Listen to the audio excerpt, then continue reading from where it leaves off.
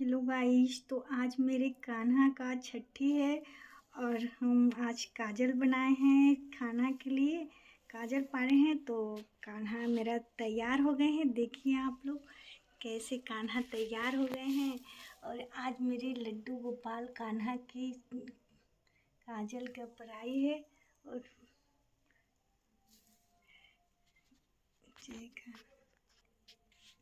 आजू हमारा कान्हा के छठिया बरहिया हउए काजर के पराई हउए हो।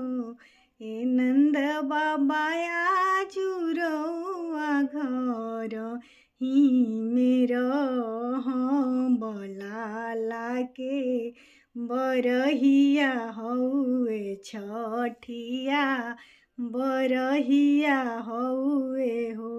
के लुटावेला सोना मात के मुहारवानु हो। ए नंद बाबा आजू हमारा लाला के छठिया बरहिया हउए काजर के पराई हउए घर ही रउआ रहबहो।